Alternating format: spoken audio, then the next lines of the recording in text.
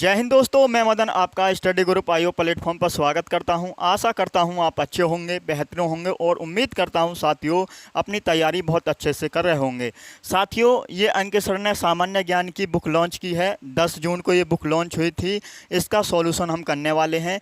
SSC GD 2025 के लिए ये बुक बहुत ही इम्पोर्टेंट होने वाली है, क्योंकि साथी एसएससी जीडी की 2024 में परीक्षाएँ हुई, 2023 में परीक्षाएं हुई, 2022, 2021 उन सभी प्रश्नों का संकलन है साथ ही इस बुक में। और बुक की खास बात यह है, ये बुक जो है ना, इसकी ऑब्जेक्टिव प्रश्न है इसमें, और वे क्वेश्चन हैं जो एसएससी ने पूछे हैं, एसएससी जीडी ने पूछे हैं। तो उन सभी प्रश्नों को देखना मैं किस लेवल से कराने वाला हूं। और साथ ही ये जो क्लास होगी ना, डेली क्लास होगी, दोपहर 1 बजे से ये क्लास होगी। पॉलिटी सबसे पहले हम इस बुक का टॉपिक जो है, सबसे पहले हम पॉलिटी इसमें कवर कराएंगे विद पीडीएफ के साथ। क्लास पहली है ये आपकी। और साथ ही ये आपको पता होना चाहिए 4 बुक लॉन्च हुई थी। ये मैथ की बुक है, ये एसएससी जीडी की रीजनिंग की बुक है, एसएससी जीडी के लिए हिंदी की बुक है, और एसएससी जीडी के लिए सामान्य ज्ञान की ये बुक है। तो ये चारों की चारों बुक का सॉल्यूशन हमारे चैनल पर मिलेगा, इन study group IO YouTube channel पर। इन चारों बुकों का सॉल्यूशन आपको देखने को मिलेगा। तो आप साथी एसएससी जीडी की तैयारी कर रहे हैं तो सभी साथियों से अनुरोध है कि वो अपनी तैयारी को एक बेहतरीन लेवल तक बनाने के लिए तो हमारे चैनल से जुड़ जाइए। इन चारों बुकों का सॉल्यूशन और विद एक्स्ट्रा फैक्ट आपको यहाँ पर देखने को मिलेगा, क्योंकि ऐसा नहीं है कि हम बुक के सॉल्यूशन तक ही सीमित रहेंगे। हम बुक के सॉल्यूशन तक सीमित नहीं रहेंगे, जो भी हम एक्स्ट्रा फैक्ट डालेंगे वेरी मोस्ट एक्स्ट्रा फैक्ट रहेंगे एसएससी जीडी के एग्ज़ाम के लिए। तो साथ ही करते हैं स्टार्ट क्लास को। तो पहला क्वेश्चन है, पॉलिटी का पहला क्वेश्चन है, तो आपका आंसर आएगा क्या? न्यायाधीश को हटाए जाने के संबंध में नीचे दिए गए कथन को पूरा कीजिए। भारतीय संविधान एसएससी जीडी 2024 में ये शिफ्ट आपकी पहली में पूछा हुआ सवाल है। ए ऑप्शन है, न्यायाधीशों को हटाने के लिए कोई प्रक्रिया निर्धारित नहीं करता। ऑप्शन नंबर बी है, न्यायाधीशों को हटाने के लिए कठिन प्रक्रिया निर्धारित करता है। सी ऑप्शन है, यह केवल उच्च न्यायालय के न्यायाधीशों को हटाने की प्रक्रिया निर्धारित करता है। डी ऑप्शन है, न्यायाधीशों को हटाने के लिए बहुत लचीली प्रक्रिया निर्धारित करता है। अगर आपने सभी ने ऑप्शन को बहुत ध्यान से पढ़ा है तो अपना आंसर कमेंट सेक्शन में कमेंट कर दीजिएगा कि भैया इस क्वेश्चन का आंसर ये होगा। तो आपका आंसर आना चाहिए भाई यहाँ पर, न्यायाधीशों को हटाने के लिए कठिन प्रक्रिया निर्धारित करता है भारतीय संविधान। ऑप्शन नंबर बी बिल्कुल सही है। आपने आर्टिकल 124 के 4 में क्या पढ़ा है? आर्टिकल 124 के 4 में आपने पढ़ा होगा, संसद विशेष बहुमत से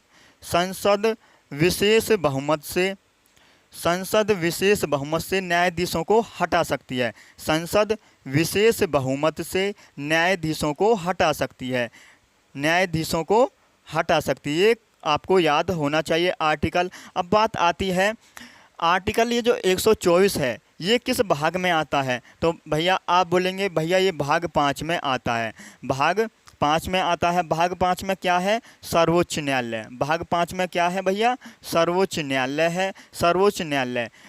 सर्वोच्च न्यायालय की कितने से कितने आर्टिकल हैं इसमें? तो आप बोलेंगे भैया सर्वोच्च न्यायालय जो है इसमें आर्टिकल 124 से आर्टिकल 147 तक हैं, ये आपको याद रखना होगा। और न्यायाधीशों को हटाने के लिए संसद विशेष बहुमत लाती है और न्यायाधीशों को हटा सकती है। ऐसा हुआ साथी 1991 ईस्वी में। 1991 ईस्वी में सर्वोच्च न्यायालय के न्यायाधीश थे वी रामास्वामी।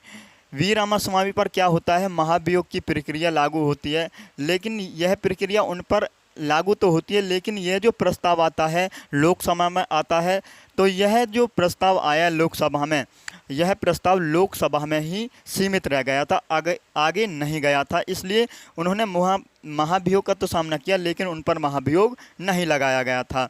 अब साथ ही सर्वोच्च न्यायालय की बात आती है तो यहाँ पर मैं आपसे पूछ लूँ, सुप्रीम कोर्ट के पहले मुख्य न्यायाधीश कौन थे? सुप्रीम कोर्ट के पहले मुख्य न्यायाधीश कौन थे? सुप्रीम कोर्ट के पहले मुख्य न्यायाधीश कौन थे? सभी का आंसर आना चाहिए, सुप्रीम कोर्ट के पहले मुख्य न्यायाधीश कौन थे? मुख्य न्यायाधीश कौन थे? जल्दी से अपना आंसर दीजिएगा, वेरी मोस्ट क्वेश्चन है। सुप्रीम कोर्ट के पहले मुख्य न्यायाधीश कौन थे? तो आप बोलेंगे भैया, आप बोलेंगे हीरालाल जेकानिया। हीरालाल जेकानिया सभी का आंसर आएगा, हीरालाल जेकानिया। हीरालाल जेकानिया ये कौन थे? ये सुप्रीम कोर्ट के पहले मुख्य न्यायाधीश थे। अगर मैं आपसे पूछ लूँ सुप्रीम कोर्ट की पहली महिला न्यायाधीश कौन थी? सुप्रीम कोर्ट की पहली महिला न्यायाधीश कौन थी? पहली महिला न्यायाधीश कौन थी? ये भाई मुख्य नहीं थी, ये मुख्य नहीं थी, ये मुख्य नहीं थी, ये न्यायाधीश थी। लेकिन कौन थी पहली महिला न्यायाधीश? तो आप बोलेंगे फातिमा बीबी। फातिमा बीबी ये सुप्रीम कोर्ट की पहली महिला न्यायाधीश थी। अब बात आती है यहाँ से, मैं आपसे और पूछूं सुप्रीम कोर्ट के पहले दलित मुख्य न्यायाधीश कौन थे? ये क्वेश्चन पूछा जाएंगे भाई, कहीं ना कहीं तो आपको देखने को मिलेंगे। तो मुझे बताओ सुप्रीम कोर्ट के पहले दलित मुख्य न्यायाधीश कौन थे? पहले दलित मुख्य न्यायाधीश कौन थे? दलित मुख्य न्यायाधीश कौन थे? जल्दी से अपना आंसर कीजिएगा। तो आपका आंसर आना चाहिए के.जे. बालकृष्णन। के.जे. बालकृष्णन ये सुप्रीम कोर्ट के पहले दलित मुख्य न्यायाधीश थे, ये आपको याद होना चाहिए। और मैं पूछ लूँ जो मुख्य न्यायाधीश के पद पर सर्वाधिक समय तक रहने वाले व्यक्ति का नाम बताइए। मुख्य न्यायाधीश के पद पर सर्वाधिक समय तक रहने वाले व्यक्ति हैं, सर्वाधिक समय तक रहने वाले जो व्यक्ति हैं उनका भी आपको नाम याद होना चाहिए। सर्वाधिक समय तक रहने वाले व्यक्ति हैं भाई वाई.वी. चंद्रचूड़। वाई.वी. चंद्रचूड़, वाई.वी. चंद्रचूड़ ये कितने वर्ष तक रहे थे? 7 वर्ष 11 माह 7 वर्ष 11 माह 18 दिन तक ये मुख्य न्यायाधीश रहे थे। 18 दिन तक ये मुख्य न्यायाधीश रहे थे, 7 वर्ष 11 माह 18 दिन। अब बात आती है, ये तो सबसे ज़्यादा समय तक मुख्य न्यायाधीश रहने वाले व्यक्ति हैं। मैं पूछ लूँ सबसे कम समय तक रहने वाले व्यक्ति कौन हैं? सबसे कम समय तक रहने वाले व्यक्ति कौन है? तो आपका आंसर आएगा कमलनाथ सिंह। कमलनाथ सिंह सभी का आंसर आना चाहिए। कमलनाथ सिंह जो हैं ये सबसे कम समय तक मुख्य न्यायाधीश रहे हैं। कितने दिन तक रहे हैं भाई? आपसे पूछ लूँ 18 दिन तक रहे हैं। लेकिन इनके बाद भी एक व्यक्ति और रहे हैं मुख्य न्यायाधीश के पद पर। इनके बाद जो आता है राजेंद्र बाबू, आपको नाम याद रखना है, राजेंद्र बाबू। ये कितने दिन तक मुख्य न्यायाधीश रहे थे? ये 29 दिन तक मुख्य न्यायाधीश रहे थे, ये भी आपको याद रखना होगा। मैं आपसे पूछ लूँ सुप्रीम कोर्ट के पहले या भारत के पहले मुख्य न्यायाधीश, मुस्लिम मुख्य न्यायाधीश कौन थे? भारत के पहले मुस्लिम मुख्य न्यायाधीश कौन थे? सभी का आंसर आना चाहिए भाई, ये भी मोस्ट क्वेश्चन है अपने आप में। सुप्रीम कोर्ट के पहले मुस्लिम मुख्य न्यायाधीश थे मोहम्मद हिदायतुल्लाह। मोहम्मद हिदायतुल्लाह, मोहम्मद हिदायतुल्लाह। सभी को ये मालूम होने चाहिए क्योंकि ये क्वेश्चन कहीं ना कहीं एग्जाम में देखने को मिलेंगे। मैं आपसे पूछ लूँ सुप्रीम कोर्ट के 45वें CJI कौन है? Chief justice of India. कहने का मतलब ये है 45वें मुख्य न्यायाधीश कौन है सुप्रीम कोर्ट के? 46वें मुख्य न्यायाधीश कौन हैं?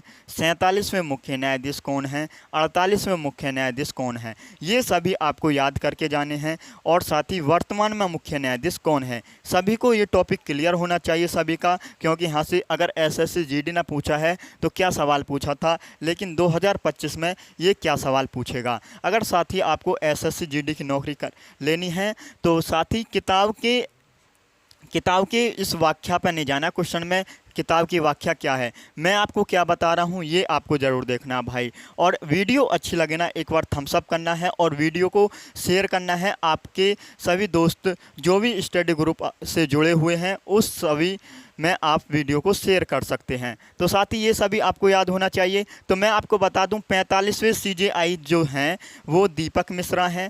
46वें जो CJI हैं रंजन गोगोई हैं। 47वें जो CJI हैं शरद अरविंद बोबड़े हैं, शरद अरविंद बोबड़े हैं। और 48वें जो CJI हैं वो भी आपको याद होने चाहिए, NV रमना, NV रमना। ठीक है, अब वर्तमान में आपको कमेंट सेक्शन में बता देना है ये आपके उसके लिए मैं होमवर्क देता हूं। अगर आप कमेंट सेक्शन में बताएंगे, मैं समझूंगा कि आपने तैयारी की थी, आपने वीडियो को देखा और मेरी बात को जानने के लिए आपने सर्च किया। गूगल पर सर्च करो, कहीं भी किताब में सर्च कर सकते हो, फिर आप कमेंट में करके बताओगे। नेक्स्ट क्वेश्चन पर आएंगे भाई। अब क्वेश्चन नंबर 2 को ध्यान से पढ़िए, फिर अपना आंसर कमेंट में कर दीजिएगा कि क्या आंसर होगा इस क्वेश्चन का। क्वेश्चन नंबर 2 है, इसको पढ़िएगा और सभी का आंसर आना चाहिए भाई। ऐसा नहीं है कि आप एसएससी जीडी की ही नौकरी कर रहे हो तो आपके लिए यही क्वेश्चन यही आएंगे। आप किसी भी एग्ज़ाम की कर रहे हो, एसएससी के लिए तो जीके, किसी की भी लिए एसएससी के लिए तो जीके पढ़नी होगी, या एसएससी जीडी की हो, एमटीएस की हो, क्वेश्चन सेम वही रहते हैं। बस पढ़ने का तरीका रहता है, एग्जाम में आने का तरीका, क्वेश्चन पूछने का तरीका क्या होता है, बस ये आपको जानना होता है।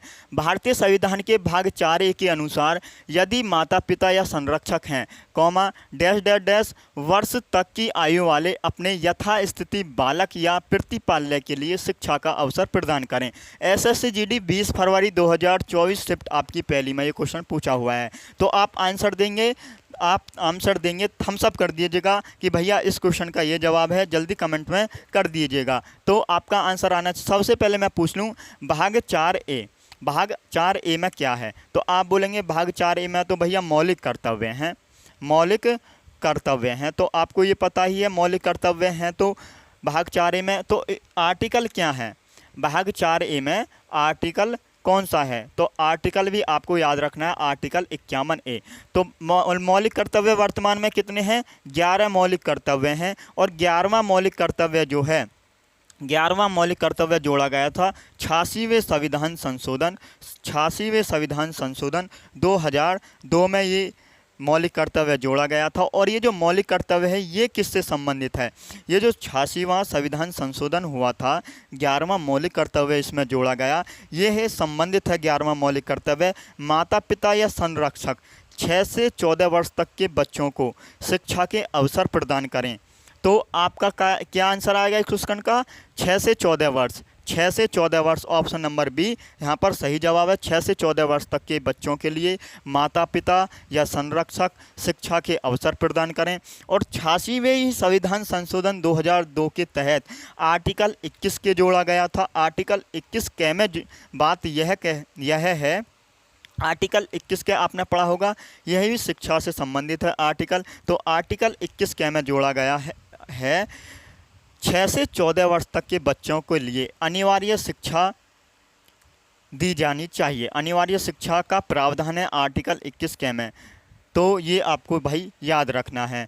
एक बार थम्स अप करेंगे भाई, आपको क्वेश्चन समझ में आया कि आप क्वेश्चन की लैंग्वेज को समझ पा रहे हैं नहीं। एसएससी जीडी ने पूछा है, हमने तो अपने पास से कोई क्वेश्चन ये बनाया नहीं है। अंकित सर ने ये बुक को बहुत ही अच्छे से परचेज किया है और बहुत ही अच्छे से इस बुक को बनाया गया है। तो साथ ही नेक्स्ट क्वेश्चन पर आएंगे। अब क्वेश्चन नंबर अगला है, क्वेश्चन नंबर 3 को पढ़ेंगे बहुत ध्यान से।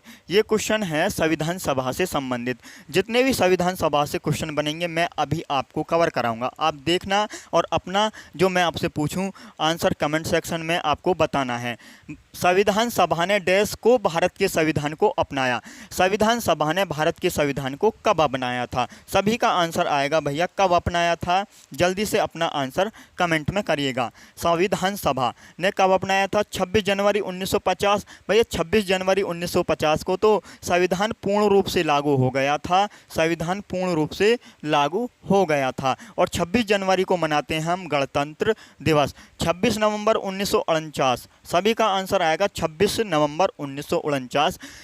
इस दिन क्या हुआ था? संविधान को आंशिक रूप से अंगीकृत किया गया, अधिनियमित किया गया। और मुझे बताओ, जब 26 नवंबर 1949 को संविधान लागू हुआ था तो इसमें उस समय कितने अनुच्छेद थे? तो आर्टिकल इसमें साथी, आर्टिकल इसमें 395 थे। भाग कितने थे? भाग इसमें 22 थे। अनुसूची कितनी थी? तो आप बोलेंगे भैया इसमें अनुसूची जो थी 8 अनुसूची थी। याद रखेंगे, ये क्वेश्चन पूछा जाता है जब 26 नवंबर 1949 को संविधान लागू, आंशिक रूप से लागू हुआ था। मुझे बताओ, जब 26 नवंबर 1949 को संविधान लागू हुआ तो उस समय कितने आर्टिकल लागू किए गए थे? तो बोलेंगे आप 16 अनुच्छेद लागू किए गए थे। 16 अनुच्छेद लागू किए गए थे, ये भी आपको पता ही होना चाहिए। बात करते हैं संविधान सभा। संविधान सभा के ऊपर जो भी क्वेश्चन वेरी वेरी मोस्ट बनते हैं एग्जाम में, उन सभी को आप यहाँ पर जानेंगे। संविधान सभा, मुझे बताओ संविधान सभा की स्थापना कब हुई? संविधान सभा की स्थापना कब हुई? तो सभी का आंसर आना चाहिए। संविधान सभा की जो स्थापना हुई भैया 6 दिसंबर 1940 को हुई थी। मुझे बताओ कितने साथियों को ये क्वेश्चन पता था 6 दिसंबर 1940 को संविधान सभा की स्थापना होती है? मैं आपसे पूछ लूँ, ये जो संविधान सभा है भैया, ये किस देश की प्रथा पर आधारित है? तो आप बोलेंगे संविधान सभा जो है ये है फ्रेंच प्रथा पर आधारित है। फ्रेंच प्रथा पर आधारित है। संविधान सभा किस देश की प्रथा पर आधारित है? फ्रेंच प्रथा पर आधारित है। याद रखेंगे, एक बार थम्स अप कर देंगे भैया, याद रखेंगे। मुझे बताओ संविधान सभा का गठन किस योजना के तहत किया गया था? तो आप बोलेंगे संविधान सभा का जो गठन किया गया साथी कैबिनेट मिशन योजना के तहत किया गया था। संविधान सभा का गठन जो हुआ ये भी आपको जानना है, ये भी आपको जानना है। संविधान सभा का जो गठन हुआ कैबिनेट मिशन योजना के तहत किया गया था। कैबिनेट मिशन योजना के तहत किया गया था। मुझे बताओ ये कैबिनेट मिशन भारत कब आया था? कैबिनेट मिशन भारत कब आया था? सभी का आंसर आएगा कैबिनेट मिशन 24 मार्च 1940 को। 24 मार्च 1940 को कहाँ आया भाई? दिल्ली आया। और कैबिनेट मिशन ने अपना प्रस्ताव कब पेश किया? कैबिनेट मिशन ने अपना प्रस्ताव कब पेश किया था ब्रिटिश सरकार को कि भारत में संविधान सभा का गठन किया जाना चाहिए? तो इसने अपना प्रस्ताव कब पेश किया था? तो 16 मई 1940 को इसने अपना प्रस्ताव पेश किया था। 16 मई 1940 को, ये डेट आपको याद रखनी है। एसएससी यहाँ से क्वेश्चन पूछता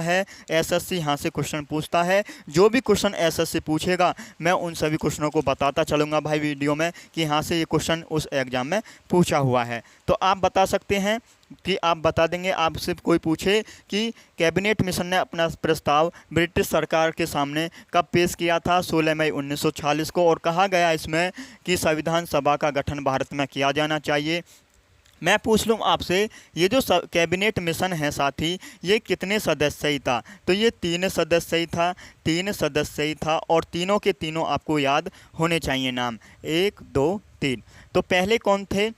लॉर्ड पैथिंग लॉरेंस, आपको याद रखना है, लॉर्ड पैथिंग लॉरेंस। ये कौन थे भाई? लॉर्ड पैथिंग लॉरेंस ये कौन थे? ये कैबिनेट मिशन के अध्यक्ष थे। दूसरा नंबर आता है स्टैफोर्ड क्रिप्स। याद रखना है भाई, कितने सदस्य था कैबिनेट मिशन? 3 सदस्य ही था। लॉर्ड पैथिंग लॉरेंस इसके अध्यक्ष थे। स्टैफोर्ड क्रिप्स आपको याद रखना है। तीसरे व्यक्ति कौन थे? जल्दी से कमेंट करिएगा। तीसरे व्यक्ति थे एवी अलेक्जेंडर। याद रखेंगे कैबिनेट मिशन कितने सदस्य ही था? 3 सदस्य ही था। तीनों के तीनों मैंने आपको नाम बता दिए हैं। जो भी क्वेश्चन कैबिनेट मिशन से बनता है, एसएससी जीडी का एग्ज़ाम हो या एसएससी जो भी एग्ज़ाम में पूछता है वो मैंने आपको बता दिए हैं। और साथ ही मैं आपको बता दूं ये हिंदी की बुक है एसएससी जीडी के लिए, वेरी वेरी मोस्ट बुक है भाई। अगर आपको एसएससी जीडी में नौकरी लेनी है तो भाई हमारे चैनल से जुड़ जाइए, क्योंकि ये हिंदी की जो बुक है ना भाई, जो भी इसमें है बुक में वो तो आपको पढ़ा ही जाएगा, लेकिन जो भी एक्स्ट्रा फैक्ट हैं वो जो आपको हिंदी जोन से भी टीचर पढ़ाएंगे एक्स्ट्रा फैक्ट के साथ आपको पढ़ाया जाएगा। जैसे कि ये मैथ की बुक है, मैथ की बुक में जैसे पहला ही चैप्टर है इसमें संख्या पद्धति में टाइप 1 है। टाइप 1 के जितने क्वेश्चन एसएससी ने पूछे ये आपको यहाँ पर दिए गए हैं, लेकिन उनसे अलग एक्स्ट्रा फैक्ट जो आपको मैथ सीखना ही होगा एसएससी जीडी के लिए। ऐसा नहीं है कि आप इन बुकों से ही सिलेबस कवर कर पाओगे। हमने अपने पास से इस सवालों को अलग से टाइप किया है। और जैसे इसमें टाइप 1 है, टाइप 1 के इसमें 4 से 5 क्वेश्चन हैं आपकी तैयारी के लिए, जहां आपको क्वेश्चन फंसा सकता है वो क्वेश्चन भी हमने टाइप करवा रखे हैं। और ऐसे ही रीजनिंग की बुक है, ये भी वेरी वेरी मोस्ट है। इसमें क्लासिफिकेशन का पहला चैप्टर है वर्गीकरण। इन सभी की क्लास हमारे चैनल पर रेगुलर आने वाली हैं और आपको ऐसे इन सभी बुकों को पढ़ना है तो हमारे चैनल से जुड़ जाइए। अब मैं आपसे पूछ लूँ इतना आपने समझ लिया होगा। मैं आपसे पूछूं संविधान सभा का पहला अधिवेशन कब होता है, तो सभी को अपना भाई संविधान सभा का पहला अधिवेशन कब होता है, तो 9 दिसंबर 1940 9 दिसंबर 1940 को संविधान सभा का पहला अधिवेशन होता है। और इसमें सबसे बुजुर्ग सदस्य थे इसके, और उनको अस्थायी अध्यक्ष चुना गया था। 9 दिसंबर 1940 को संविधान सभा की पहली बैठक होती है और अस्थायी अध्यक्ष किसे बनाया गया था। जल्दी से अपना आंसर कमेंट में करेंगे। इसमें अस्थायी अध्यक्ष चुना गया था डॉक्टर जल्दी से नाम याद रख करना है आपको, डॉक्टर सच्चिदानंद सिन्हा। तो एक बार थम्स अप कर देंगे भैया ये हमें पता था या नहीं। मैंने आपको बता दिया है। और मैं आपसे पूछ लूँ, जब 9 दिसंबर 1940 को संविधान सभा की पहली बैठक होती है तो उपाध्यक्ष किसे बनाया गया था। संविधान सभा की पहली बैठक में उपाध्यक्ष किसे बनाया गया था, ये भी आपको याद करना ही होगा। उपाध्यक्ष थे एच.सी. मुखर्जी ये उपाध्यक्ष थे। एक और थे वी.टी.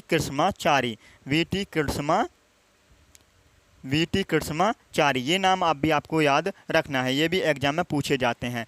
अब फिर होती है दूसरी बैठक संविधान सभा की कब होती है, तो 11 दिसंबर 1940 को संविधान सभा की दूसरी बैठक होती है। और इसमें स्थायी अध्यक्ष किसे चुना गया था, इसमें स्थायी अध्यक्ष चुना गया था डॉक्टर राजेंद्र प्रसाद को स्थायी अध्यक्ष चुना गया था। और साथ ही मैं आपसे पूछ लूँ कि इसमें जो दूसरी बैठक होती है 11 दिसंबर 1940 को, इसमें संवैधानिक सलाहकार किसे चुना गया था, संविधान सभा की दूसरी बैठक होती है, संवैधानिक सलाहकार किसे चुना गया था, इसमें सलाहकार किसे चुना गया था। आप बोलेंगे संवैधानिक सलाहकार चुना गया था वी.एन. राव को संवैधानिक सलाहकार चुना गया था 11 दिसंबर 1940 को। अब होती है तीसरी बैठक जो होती है संविधान सभा की, तीसरी बैठक होती है 13 दिसंबर 1940 को। 13 दिसंबर 1940 को तीसरी बैठक होती है। इसमें पंडित जवाहरलाल नेहरू ने, पीटी नेहरू ने संविधान सभा के समक्ष क्या रखे थे, संविधान सभा के समक्ष उद्देश्य प्रस्ताव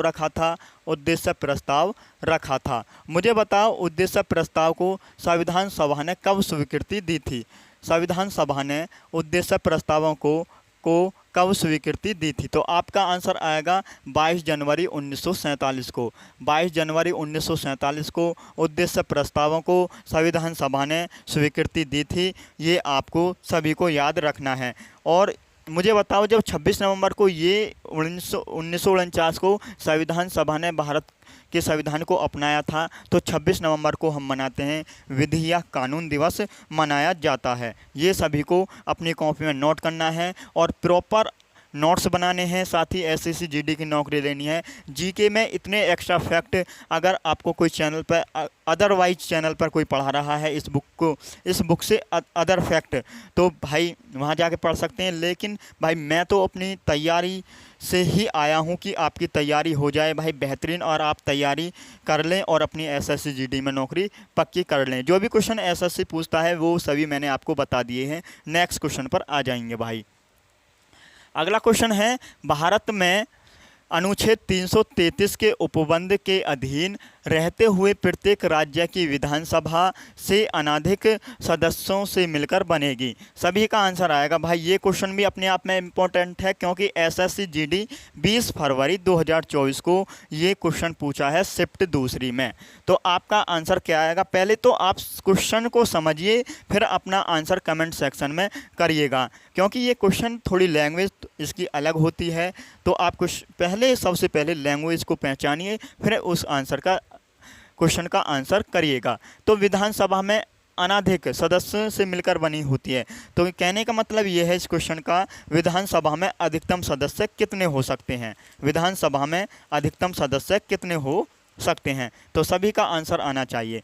जैसे केंद्र सरकार के लिए संसद में 2 सदन होते हैं, राज्यसभा, विधानसभा, उसी प्रकार राज्य में विधानमंडल होता है। राज्य में विधानमंडल होता है, विधानमंडल में भी 2 होते हैं उसके सदन, एक तो विधान परिषद होता है और एक विधानसभा होती है। विधानमंडल जो है वो आर्टिकल 168 में है, विधान परिषद आर्टिकल 169 में है और विधानसभा आर्टिकल 170 में है। तो विधानसभा के बारे में जानिए, विधानसभा के बारे में यहाँ पर जानिए। विधानसभा का जो प्रावधान है वो आर्टिकल 170 में है।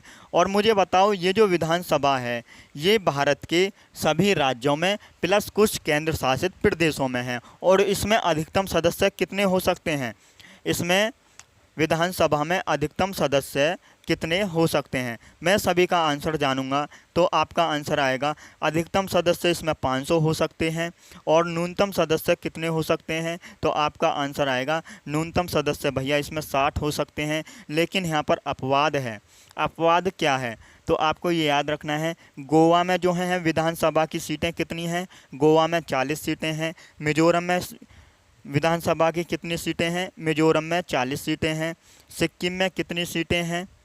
सिक्किम में विधानसभा की कितनी सीटें हैं? तो आपका आंसर आएगा 32 सीटें हैं। और पांडुचेरी में विधानसभा की कितनी सीटें हैं? तो आप बोलेंगे भैया 30 सीटें हैं। तो ये अपवाद हैं, ये आपसे पूछा जाएगा कि गोवा में विधानसभा की कितनी सीटें हैं, तो आपको बताना है 40 सीटें हैं।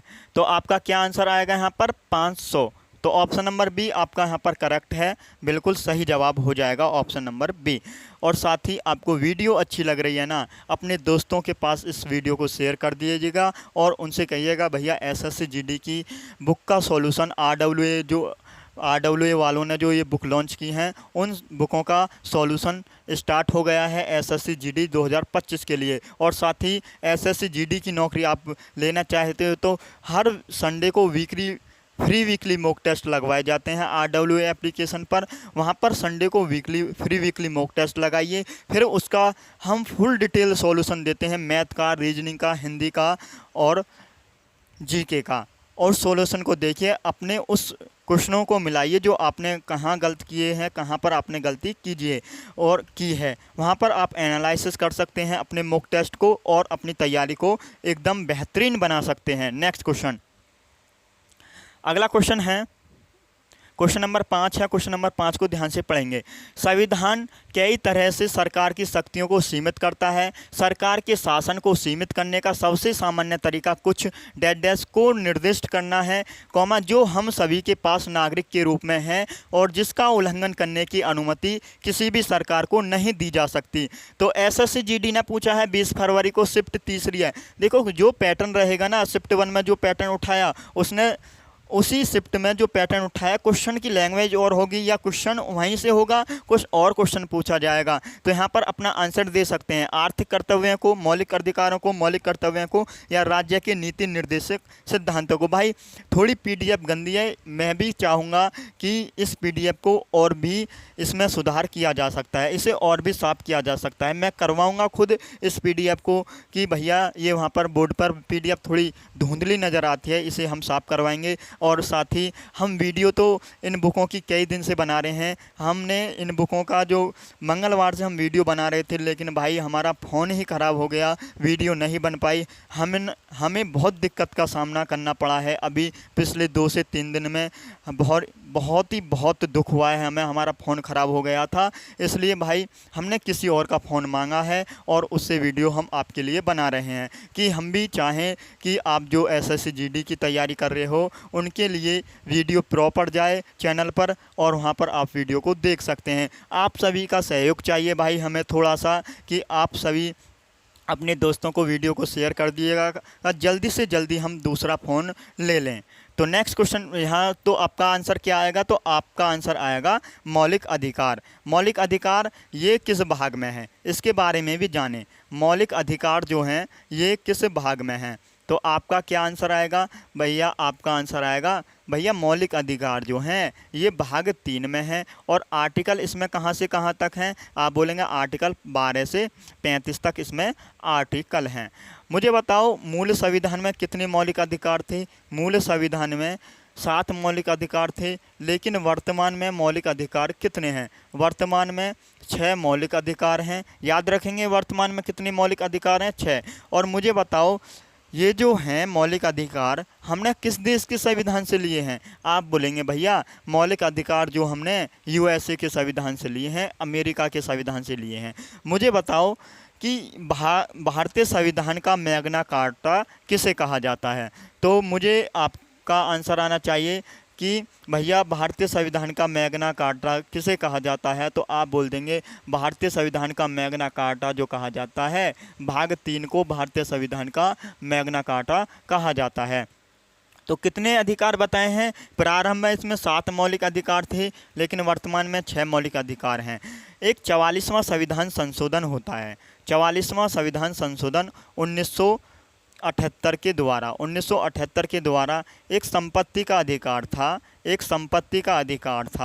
संपत्ति के अधिकार को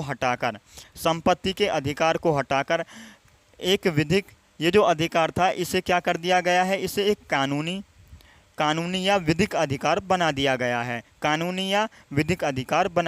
बना दिया गया है। मूल संविधान में संपत्ति का अधिकार मूल अधिकार था। ये बात तो थी आर्टिकल 19 के फर्स्ट 6 में थी। और साथ ही वर्तमान संविधान में संपत्ति का जो अधिकार है वो कानूनी अधिकार है। ये बात आर्टिकल 300 के में है। तो वर्तमान में 6 मौलिक अधिकार हैं। एक ट्रिक भी है, समस्त शोध संस्कृति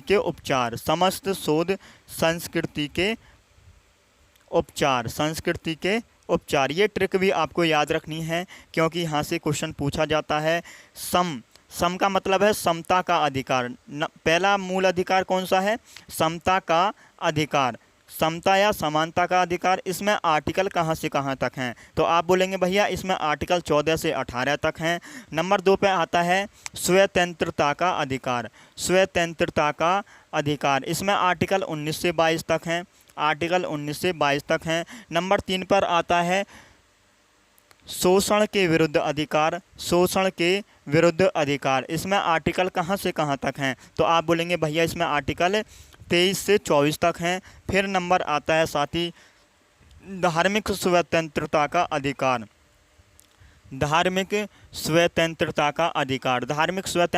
अधिकार, ये आर्टिकल 25 से 28 तक है। फिर आता है संस्कृति का मतलब है संस्कृति व शिक्षा का अधिकार। नंबर 5 पर आता है संस्कृति व शिक्षा का अधिकार। ये आर्टिकल किस में है? तो आर्टिकल 29 से 30 तक हैं। आर्टिकल 29 से 30 तक क्या है? संस्कृति व शिक्षा का अधिकार है। नंबर 6 पर आता है संवैधानिक उपचारों का अधिकार। ये किस आर्टिकल में है? तो आर्टिकल 32 में है। और साथ ही आर्टिकल 32 को डॉक्टर भीमराव अंबेडकर ने भारतीय संविधान की आत्मा कहा है। ये भी आपको याद रखना है। इतना आपको समझ में आया? तो नेक्स्ट क्वेश्चन पर आ जाते हैं। इस क्वेश्चन का जवाब दीजिएगा कमेंट सेक्शन में। ये सभी आपको नोट करना है अपनी कॉपी में, जो आप आगे एसएससी जीडी के एग्ज़ाम के नज़दीक इन नोट्सों को रिवाइज कर सकते हो, क्योंकि यहाँ से बेनिफिट आपको मिलेगा। जो भी क्वेश्चन आपसे नहीं हो पाता है उस क्वेश्चन को आप ध्यान से पढ़ सकते हैं। जब राज्यसभा के सभापति का पद रिक्त हो तो उसके कर्तव्यों का पालन निम्नलिखित में से किसके द्वारा किया जाता है? एसएससी जीडी 20 फरवरी 2024 शिफ्ट 4 में पूछा है। रेगुलर आपके शिफ्ट देख लो 1, 2, 3, 4 ऐसे ही सीरीज बनी हुई है। लोकसभा के अध्यक्ष होते हैं, जल्दी से आंसर करिएगा। भारत के राष्ट्रपति होते हैं, या साथ ही राज्यसभा के उपाध्यक्ष होते हैं, या राज्यसभा का वरिष्ठतम कोई सदस्य होता है। तो अपना आंसर करिएगा भाई कमेंट सेक्शन में। तो आप बोलेंगे राज्यसभा का जो सभापति होता है, जो सभापति उपराष्ट्रपति होता है, ये आपको पता है। जब सभापति का पद रिक्त हो जाता है तो उसके कर्तव्यों का पालन कौन करता है? तो राज्यसभा का उपाध्यक्ष करता है, या राज्यसभा का उपसभापति करता है। आप सभी को पता है भारत का उपराष्ट्रपति राज्यसभा का पदेन सभापति होता है। राज्यसभा यहाँ पर क्या है? राज्यसभा एक स्थायी सदन है। राज्यसभा जो है भाई ये एक स्थायी सदन है। इसी को बोला जाता है उच्च सदन। राज्यसभा को उच्च सदन भी बोला जाता है। और क्या बोला जाता है, राज्यों की सभा बोला जाता है। राज्यों की सभा राज्यसभा को बोला जाता है। बड़ों की सभा बोला जाता है राज्यसभा को, बड़ों की सभा राज्यसभा को बोला जाता है।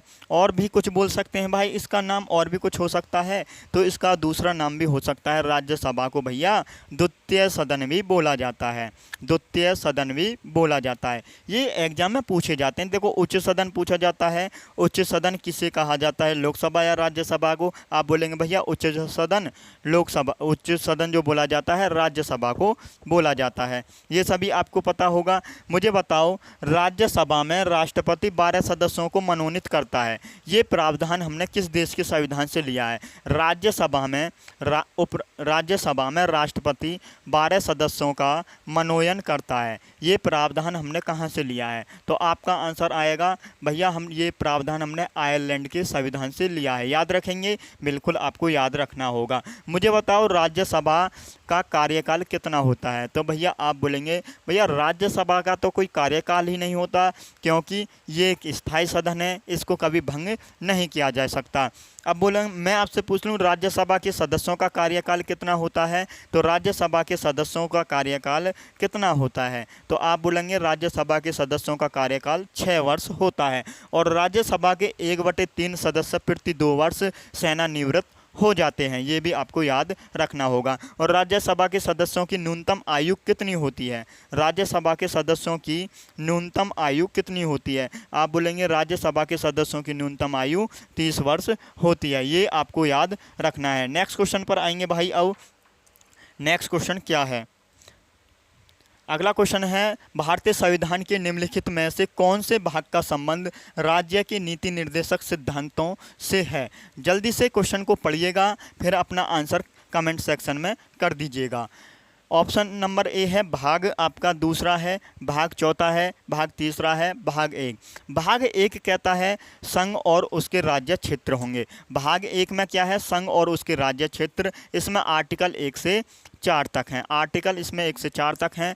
भाग 2 में क्या है? नागरिकता है। भाग 2 में क्या है भाई? नागरिकता है। नागरिकता में आर्टिकल हैं 5 से 11 तक, ये भी आपको याद रखना होगा। और क्वेश्चन एसएससी पूछ सका है यहाँ से, ये जो नागरिकता है इसमें 5 से 11 तक आर्टिकल हैं, ये तो आपको पता ही होगा। लेकिन कितने आर्टिकल हैं? 5 से लगा लिए 5, 6, 7, 8, 9, 10, 11, तो इसमें 7 आर्टिकल हैं। ये एग्जाम में पूछा हुआ है, एसएससी ने ये पूछा है। भाग 3 में मैंने आपको बता दिए मूल अधिकार हैं, मौलिक अधिकार हैं, अनुच्छेद इसमें 12 से 35 तक हैं। और भाग 4 में क्या है? राज्य के नीति निर्देशक तत्व हैं, और इसमें अनुच्छेद हैं। इसमें अनुच्छेद कहाँ से कहाँ तक हैं? तो 36 से 51 तक इसमें आर्टिकल हैं, ये आपको पता ही होगा। राज्य के नीति निर्देशक तत्वों को हम बोलते हैं DPSP, DPSP, directive principle state of policy. ये भी आपको याद रखना है, इंग्लिश में नाम आपको याद रखना है।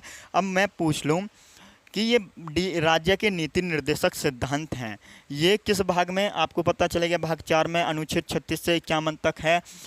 ये हमने किस देश के संविधान से अपने संविधान में जोड़ा है? राज्य के नीति निर्देशक तत्वों को हमने भारत के संविधान में किस देश के संविधान से जोड़ा है? तो आपका आंसर आएगा आयरलैंड के संविधान से इनको हमने अपने भारत के संविधान में जोड़ा है। आयरलैंड के भी किस आर्टिकल से ये हमने लिए हैं राज्य के नीति निर्देशक सिद्धांत? तो आर्टिकल 45 से ये हमने आयरलैंड के संविधान के आर्टिकल 45 से अपने भारत के संविधान में जोड़ा है। और साथ ही मैं पूछ लूँ, ये जो राज्य के नीति निर्देशक तत्व हैं इन्हें न्यायालय में लागू किया जाता है या नहीं? आप बोलेंगे भैया ये न्यायालय में लागू या परिवर्तनीय नहीं होते हैं, क्योंकि मैं आपको बता दूं, जैसे आपके घर में कोई वृद्ध पेंशन योजना का लाभ उठाता है, तो राज्य चाहे उनको वृद्ध पेंशन योजना दे सकता है, राज्य ना चाहे तो उनको वृद्ध पेंशन योजना बंद भी कर सकता है उनकी। तो इस मत में आप न्यायालय नहीं जा सकते कि भैया हमें पेंशन नहीं मिल रही है, तो इसलिए ये न्यायालय में लागू नहीं होते हैं। और उद्देश्य इनका राज्य के नीति निर्देशक सिद्धांतों का उद्देश्य क्या है? इनका उद्देश्य क्या है? तो इनका उद्देश्य है एक कल्याणकारी राज्य की स्थापना करना, एक कल्याणकारी राज्य की स्थापना करना। राज्य एक कल्याणकारी राज्य की स्थापना करना इनका उद्देश्य है राज्य के नीति निर्देशक सिद्धांतों का। याद रखेंगे, बिल्कुल आपको याद रखना होगा। मुझे बताओ डीपीएसपी राज्य के नीति निर्देशक सिद्धांतों को भारतीय संविधान की आत्मा किसने कहा है? तो भारतीय संविधान की जो आत्मा कहा है ना साथी, जी ऑस्टिन ने कहा है। जी ऑस्टिन ने कहा है। ये क्वेश्चन वेरी वेरी मोस्ट है। जी ऑस्टिन ने कहा है। मुझे बताओ राज्य के नीति निर्देशक सिद्धांतों को अनोखी विशेषता किसने बताया है? अनोखी विशेषता किसने बताया है? ये आपको अपनी कॉपी में नोट करनी है। अनोखी विशेषता किसने बताया है डीपीएसपी को? तो आपका आंसर आएगा doctor B R Ambedkar. Doctor B R Ambedkar ने डीपीएसपी को भारतीय संविधान की अनोखी विशेषता कहा है। अब नेक्स्ट क्वेश्चन पर आते हैं।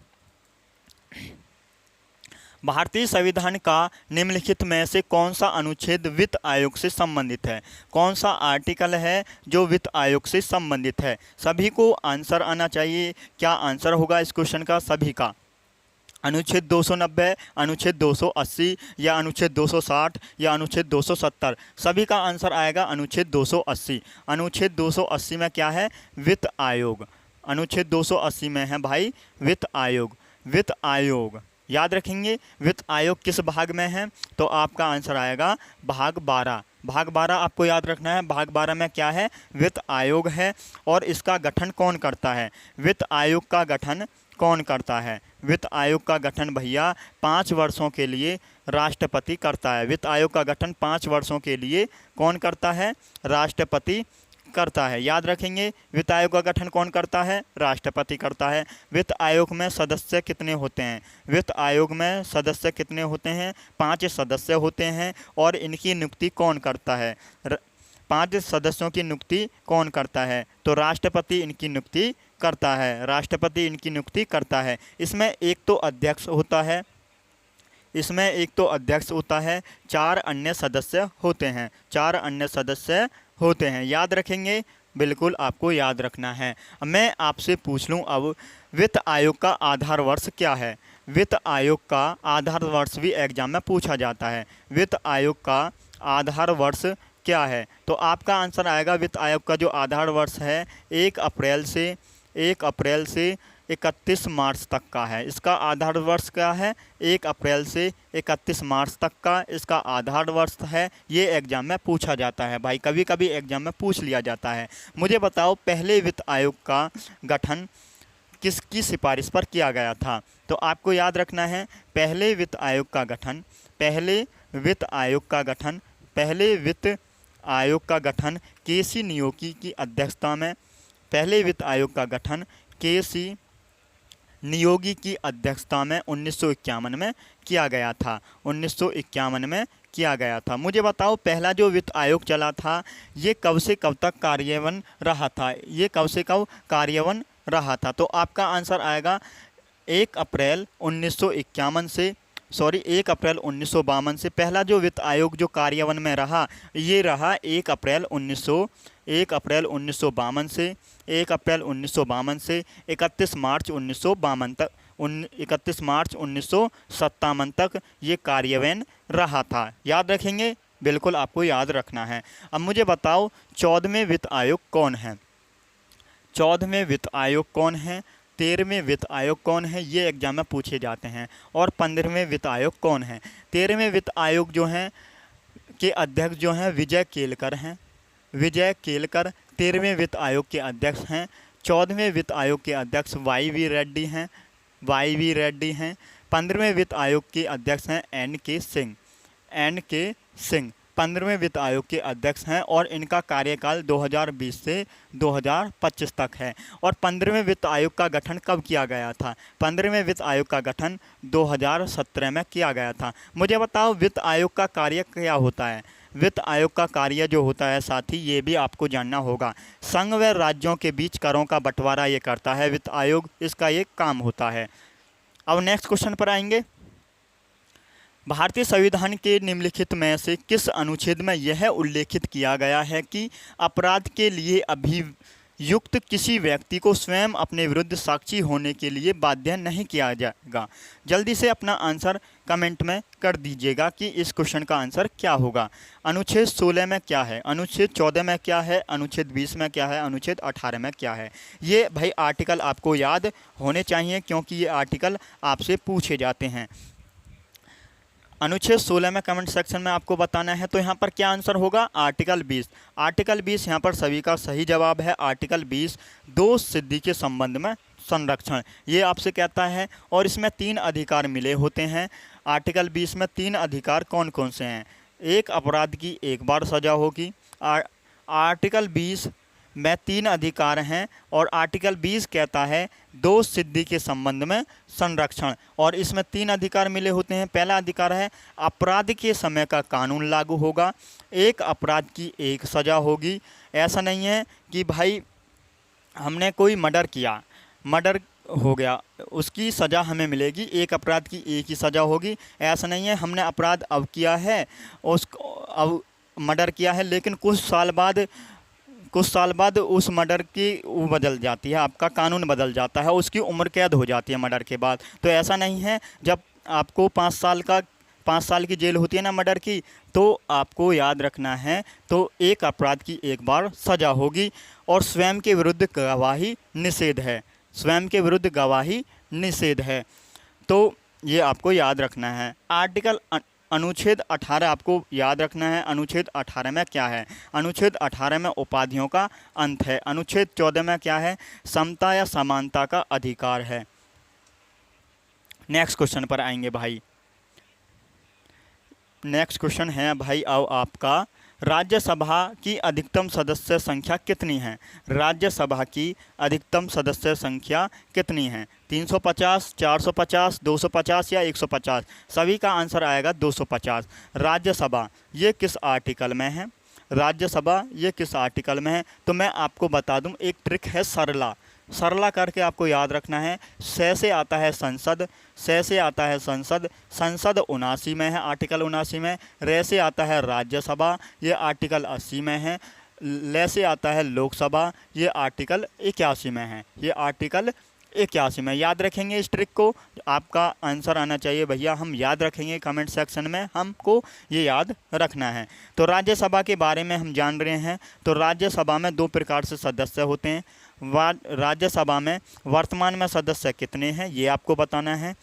तो राज्यसभा में अधिकतम सदस्य कितने हो सकते हैं, आप बोलेंगे अधिकतम सदस्य जो हो सकते हैं राज्यसभा में 250 हो सकते हैं। और मुझे बताओ इसमें वर्तमान में राज्यसभा में कितने सदस्य हैं, वर्तमान में राज्यसभा में कितने सदस्य हैं। तो आपका आंसर आएगा, इसमें राज्यसभा में वर्तमान में 245 सदस्य हैं। ये 250 सदस्य होते हैं। इनमें से निर्वाचित कितने होते हैं, मनोनीत कितने होते हैं। तो इसमें से आपको याद रखना है निर्वाचित सदस्य कितने होते हैं। 250 में से निर्वाचित कितने होते हैं और मनोनीत कितने होते हैं। तो 12 सदस्य मनोनीत होते हैं और निर्वाचित सदस्य इसमें से 238 होते हैं। 238 सदस्य इसमें निर्वाचित होते हैं और 12 सदस्य मनोनीत होते हैं। और इन सदस्यों को मनोनीत कौन करता है, राष्ट्रपति करता है। ये 12 सदस्य ऐसे व्यक्ति होते हैं जिन्हें कला, साहित्य, समाज सेवा और विज्ञान के क्षेत्र में विशेष ज्ञान होता है। तो याद रखेंगे। और ये 238 सदस्य भी भाई राज्य से कितने होते हैं और केंद्र शासित प्रदेश से कितने होते हैं। राज्य से 200 आपके याद रखना है, राज्य से होते हैं 230 और केंद्र शासित प्रदेश से 8 सदस्य होते हैं। अब जानते हैं वर्तमान सदस्य किस किस प्रकार हैं। वर्तमान सदस्य में निर्वाचित सदस्य कितने होते हैं, निर्वाचित सदस्य कितने होते हैं राज्यसभा में, और मनोनीत सदस्य कितने होते हैं, मनोनीत सदस्य कितने होते हैं। तो आप बोलेंगे मनोनीत सदस्य तो 12 होते हैं, 12 इसमें से माइनस कर लो तो 233 सदस्य निर्वाचित होते हैं, 233। और राज्य से कितने होते हैं और केंद्र शासित प्रदेश से कितने होते हैं। तो राज्य से 225 होते हैं और केंद्र शासित प्रदेश से 8 होते हैं। ये 8 जो हैं, 4 सीटें तो इसकी भाई कहाँ हैं, जम्मू कश्मीर में हैं। 3 सीटें इसकी दिल्ली में हैं और 1 सीट इसकी कहाँ है, पुदुचेरी में है, पांडुचेरी में इसकी राज्यसभा की 1 सीट है। याद रखना है भाई आपको, 4 सीटें जम्मू कश्मीर, 3 सीटें दिल्ली में हैं और 1 सीट पुडुचेरी में है राज्यसभा की। नेक्स्ट क्वेश्चन पर आएंगे। इतना आपको याद रखना है भाई, एसएससी जीडी की तैयारी करनी है तो आपको इस लेवल की तैयारी करनी होगी। किताब पर नहीं जाना है, किताब में क्या लिखा है, इस किताब में थोड़ा ही लिखा हुआ है, मैं आपको बहुत ही ज़्यादा एक्स्ट्रा में लेकर जा रहा हूँ। नेक्स्ट, भारतीय संविधान के अनुसार निम्नलिखित में से किन परिस्थितियों में कुछ मौलिक अधिकार निलंबित किए जा सकते हैं? सभी का आंसर आएगा भाई, बढ़िया क्वेश्चन है कि इस क्वेश्चन का सही जवाब क्या होगा। सभी का आंसर आएगा, भारतीय संविधान के अनुसार निम्नलिखित में से किन परिस्थितियों में कुछ मौलिक अधिकार निलंबित किए जा सकते हैं? किसी भी आपातकाल के दौरान, चाहे वह राष्ट्रीय हो या स्थानीय, बाहरी आपात स्थितियों के दौरान जैसे युद्ध या बाहरी आक्रमण। यह ऑप्शन बिल्कुल सही जवाब है इसका, बाहरी आपात स्थितियों के दौरान जैसे युद्ध या बाहरी आक्रमण होता है। जैसे आपको पता होगा आर्टिकल 352 के तहत क्या लगता है, आर्टिकल 352 के तहत राष्ट्रीय आपात लगता है। राष्ट्रीय आपात में क्या होता है भाई, हमें कितने प्रकार के मौलिक अधिकार प्राप्त हैं? 6 प्रकार के मौलिक अधिकार प्राप्त हैं। तो इसमें क्या होता है, मौलिक अधिकारों में आर्टिकल 20 व 21 को छोड़कर, आर्टिकल 20 व 21 को छोड़कर सभी के सभी मौलिक अधिकार स्वतः ही समाप्त हो जाते हैं। सभी के सभी मौलिक मूल जो अधिकार हैं निलंबित हो जाते हैं, आर्टिकल 20 व 21 को छोड़कर। ऑप्शन नंबर बी बिल्कुल सही जवाब है। नेक्स्ट क्वेश्चन पर आएंगे भाई। अगला क्वेश्चन है, भारतीय संविधान के किस अनुच्छेद के तहत स्वतंत्रता के अधिकार में कोई भी पेशा, व्यवसाय, व्यापार या वाणिज्य करने का अधिकार है? कोई भी। तो आप बताएं भाई इस क्वेश्चन का सही जवाब क्या हो जाएगा? इस क्वेश्चन का सही जवाब क्या हो जाएगा? तो आपका आंसर आएगा आर्टिकल 23 से 24। ये है भाई शोषण के विरुद्ध अधिकार, शोषण के विरुद्ध अधिकार, शोषण के विरुद्ध अधिकार आर्टिकल 23 से 24 तक है। और ये अनुच्छेद 14 से 18 तक है। इसमें मैंने बताया है समता या समानता का अधिकार, समता या समानता का अधिकार बताया है अनुच्छेद 14 से 18 तक। अनुच्छेद 25 से 28 तक है धार्मिक स्वतंत्रता का अधिकार, धार्मिक स्वतंत्रता का अधिकार, ये भी आपको याद रखना है, धार्मिक स्वतंत्रता का अधिकार। अनुच्छेद 19 से 22 तक है स्वतंत्रता का अधिकार। अनुच्छेद 19 से 22 तक क्या है? क्या है? स्वतंत्रता का अधिकार। अब साथ ही ये आपको आर्टिकल याद होने चाहिए। जो आर्टिकल 19 में मैंने आपको क्या बताया है, आर्टिकल 19 में 6 प्रकार की स्वतंत्रताएं हैं। 6 प्रकार की, वर्तमान में आर्टिकल 19 में 6 प्रकार की स्वतंत्रताएं हैं। और पहले इसमें 7 प्रकार की स्वतंत्रताएं होती थी, लेकिन अब 6 प्रकार की स्वतंत्रताएं हैं। 6 प्रकार की स्वतंत्रताएं आर्टिकल 19 के फर्स्ट में किस प्रकार हैं? आर्टिकल 19 के फर्स्ट क्या कहता है? बोलने व अभिव्यक्ति की स्वतंत्रता, बोलने व अभिव्यक्ति की स्वतंत्रता। आर्टिकल 19 के फर्स्ट कै में व्यक्ति की स्वतंत्रता, बोलने व अभिव्यक्ति की स्वतंत्रता। आर्टिकल 19 के फर्स्ट ख में बोला जाता है सभा करने की स्वतंत्रता, सभा करने की स्वतंत्रता। क्या बोला जाता है? सभा या सम्मेलन करने की स्वतंत्रता, सभा या सम्मेलन करने की स्वतंत्रता।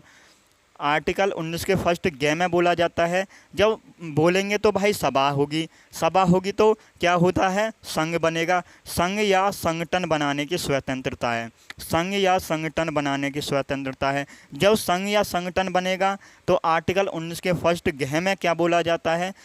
देश में कहीं भी जाने की स्वतंत्रता है, देश में कहीं भी जाने की स्वतंत्रता है, कहीं भी जाने की स्वतंत्रता है। आर्टिकल 19 का फर्स्ट का डे बोला क्या कहता है?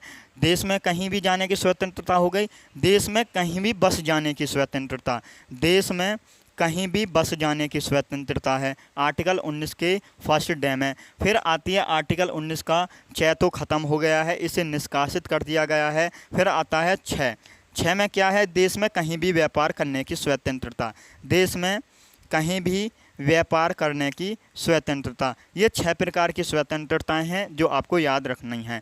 और मुझे बताओ आपातकाल के दौरान वह कौन सा अनुच्छेद है जो स्वतः ही समाप्त हो जाता है? सभी का आंसर जानूंगा मैं, क्या आएगा? तो आपका आंसर आएगा आर्टिकल 19 का फर्स्ट, स्वतः ही समाप्त हो जाता है आपातकाल के दौरान। मुझे बताओ आर्टिकल 20 में क्या है? आर्टिकल 20 को ध्यान से पढ़ना है। दोष सिद्धि के संबंध में संरक्षण है और इसमें 3 अधिकार मिले हुए हैं, मैंने आपको बता दिया है। आर्टिकल 21 में क्या है? आर्टिकल 21 में है भाई प्राण एवं दैहिक स्वतंत्रता। प्राण एवं दैहिक स्वतंत्रता जैसे निजता का अधिकार, निःशुल्क शिक्षा का अधिकार है आर्टिकल 21 में ही, और साथ ही अस्पताल में निःशुल्क स्वास्थ्य का अधिकार है। शोर प्रदूषण से मुक्त अधिकार है इसमें। तो ये आपको आर्टिकल 21 याद करके जाना है एग्जाम में। आर्टिकल 22 में क्या है? आर्टिकल 22 में क्या है? जल्दी से कमेंट सेक्शन में बताइए। कुछ दस्ताओं में गिरफ्तारी और निवारक निरोध के संबंध में संरक्षण है आर्टिकल 22 में।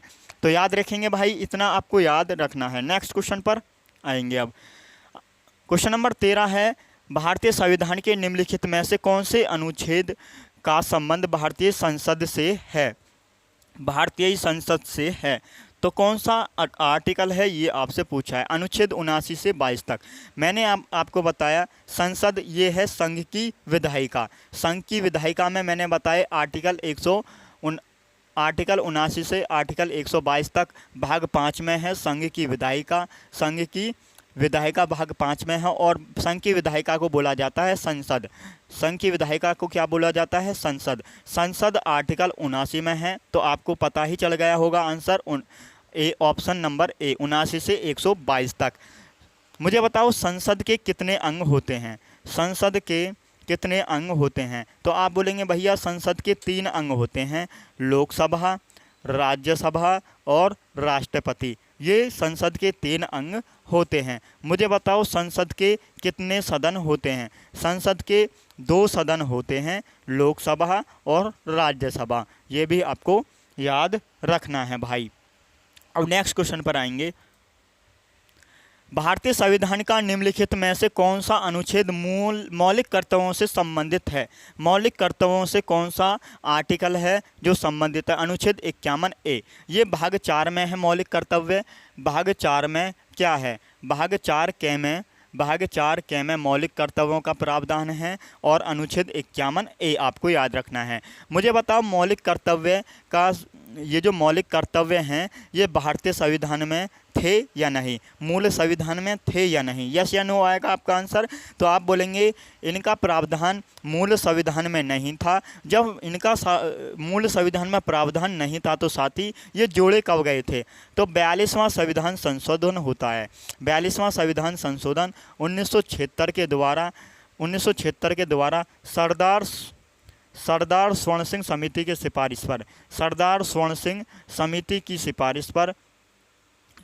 स्वर्ण सिंह समिति की सिफारिश पर इन्हें जोड़ा गया था। समिति की सिफारिश पर जोड़ा गया था। मुझे बताओ जब सरदार स्वर्ण सिंह समिति ने मौलिक कर्तव्यों को जोड़ने की सिफारिश की थी तो कितने मौलिक कर्तव्यों को जोड़ने की सिफारिश की थी? 8। लेकिन 42वें संविधान संशोधन 1976 के द्वारा कितने मौलिक कर्तव्य जोड़े गए? 10। लेकिन वर्तमान में कितने मौलिक कर्तव्य हैं? आप बोलेंगे भैया वर्तमान में तो 11 मौलिक कर्तव्य हैं। 11वां मौलिक कर्तव्य कब जोड़ा गया था? 11वां मौलिक कर्तव्य 86वें संविधान संशोधन 2002 के द्वारा इसे जोड़ा गया था। 11वां मौलिक कर्तव्य किससे संबंधित है? शिक्षा से संबंधित है। माता पिता या संरक्षक 6 से 14 वर्ष तक के बच्चों को अनिवार्य शिक्षा के अवसर प्रदान करें। आर्टिकल ये कहता है 11वां मौलिक कर्तव्य। 11 के 11 मौलिक कर्तव्य भाई आपको याद होने चाहिए। ये मुझे बताओ ये जो मौलिक कर्तव्य हैं ये हमने किस देश के संविधान से लिए हैं? मौलिक कर्तव्य हमने रूस के संविधान से लिए हैं। ये रूस के संविधान से हमने अपने भारत के संविधान में जोड़े हैं। मुझे बताओ कि अब ये जो मौलिक कर्तव्य हैं इनमें अब तक कितनी बार संशोधन किया जा चुका है? तो आप बोलेंगे भैया इनमें अब तक एक ही बार संशोधन हुआ है, वो भी 86वां संविधान संशोधन 2002। नेक्स्ट क्वेश्चन क्वेश्चन नंबर 15 है, भारत के उपराष्ट्रपति किस विधायी निकाय के पदेन अध्यक्ष के रूप में कार्य करते हैं? जल्दी से अपना आंसर करिएगा। राज्य विधान परिषद, या राज्य विधान परिषद जो है ये किस आर्टिकल में है? लोकसभा, राज्यसभा या राज्य विधान सभा? तो राज्य विधान परिषद ये किस आर्टिकल में है, राज्य विधानसभा ये किस आर्टिकल में है? तो मैंने आपको बताया राज्य विधान परिषद जो है ये आर्टिकल 169 में है, राज्य विधानसभा जो है ये आर्टिकल 170 में है। ये दोनों मिलकर क्या बनाते हैं? विधानमंडल बनाते हैं। विधानमंडल जो है ये किस आर्टिकल में है? विधानमंडल 168 में है, आर्टिकल 168 में। लोकसभा आर्टिकल 81 में है, राज्यसभा आर्टिकल 80 में है। तो आपसे पूछा क्या है? पदेन अध्यक्ष के रूप में कार्य करते हैं राज्यसभा। ऑप्शन नंबर आपका बी, राज्यसभा का सभापति कौन होता है? तो राज्यसभा का सभापति उपराष्ट्रपति होता है। मुझे बताओ राज्यसभा का सभापति अपना त्यागपत्र किसको देता है? तो आप बोलेंगे भैया राज्यसभा का सभापति अपना त्यागपत्र राष्ट्रपति को देता है। और मुझे बताओ राज्यसभा का उपसभापति किसको देता है अपना त्यागपत्र? तो आप बोल देंगे सभापति को देता है। ये भी आपको याद रखना है। नेक्स्ट क्वेश्चन नंबर 16 है, राष्ट्रीय ध्वज का अनादर भारतीय संविधान में उल्लिखित निम्नलिखित में से किस मौलिक कर्तव्य का उल्लंघन है? किस मौलिक कर्तव्य का उल्लंघन है? जल्दी से अपना आंसर कमेंट सेक्शन में बताएंगे। तो अनुच्छेद 51A में क्या है? मौलिक कर्तव्य हैं। भाग 4 के में तो इसमें 11 मौलिक कर्तव्य हैं। तो 11 मौलिक कर्तव्य जैसे आपका आंसर आना चाहिए, दिल से जो आवाज़ आती है, अंदर से जो आवाज़ आती है कि हमें भाई अपने राष्ट्रीय ध्वज का अपमान करना चाहिए, आप बोलेंगे नहीं करना चाहिए, हमें अपने राष्ट्रीय ध्वज का अपमान नहीं करना चाहिए। जो अंदर से आवाज़ आए तो ये मौलिक कर्तव्य होते हैं। 11 के 11 मौलिक कर्तव्य भाई आपको याद होने चाहिए। तो यहाँ पर ऑप्शन नंबर ए बिल्कुल सही जवाब है। नेक्स्ट क्वेश्चन, निम्नलिखित में से कौन सा भारत के सर्वोच्च न्यायालय द्वारा किया जाएगा रिट नहीं है? न्यायालय द्वारा जारी किया गया रिट नहीं है। बंदी प्रत्यक्षीकरण, प्रतिषेध, अधिकार परीक्षा या जस सौली? तो जस सौली ये रिट नहीं है। सुप्रीम कोर्ट आर्टिकल 32 के तहत 5 प्रकार की रिट जारी करता है। 5 प्रकार की रिट, 5 रिट जारी करता है। और रिट जारी करने का प्रावधान हमने किस देश से लिया है? तो रिट जारी करने का प्रावधान हमने ब्रिटेन के संविधान से लिया है। तो 5 प्रकार की रिट कौन कौन सी हैं? बंदी प्रत्यक्षीकरण, बंदी प्रत्यक्षीकरण, बंदी प्रत्यक्षीकरण पहली रिट है। दूसरी रिट आपको याद रखनी है परमादेश, परमादेश। तीसरी रिट है प्रतिषेध। चौथी रिट है साथी उत्प्रेषण, उत्प्रेषण। और 5वीं रिट है आपकी अधिकार परीक्षा, अधिकार परीक्षा। ये पांचों की पांचों रिट आपको याद होनी चाहिए। और इनके बारे में क्या है ये भी आप पढ़ सकते हैं किसी भी किताब से, लेकिन आपको तो यहाँ पर यही जानना होगा क्योंकि क्वेश्चन आपसे यही पूछा है। नेक्स्ट क्वेश्चन, भारतीय संविधान के किस अनुच्छेद में मौलिक कर्तव्य शामिल हैं? भारतीय संविधान के किस अनुच्छेद में मौलिक कर्तव्य हैं? अभी मैंने आपको बताया आर्टिकल 51A में मौलिक कर्तव्य हैं। और भाग 4A इन्हें सरदार स्वर्ण सिंह समिति की सिफारिश पर 42वें संविधान संशोधन 1976 के द्वारा जोड़ा गया। रूस के संविधान से इनको हमने लिया है, ये भी याद रखेंगे। नेक्स्ट क्वेश्चन पर आएंगे, डैश डैश डैश की अवधारणा तत्कालिक सोवियत संघ, सोवियत समाजवादी गणराज्य संघ USSR के संविधान से ली गई है। SSGD ने पूछा है 23 फरवरी 2024 शिफ्ट दूसरी में।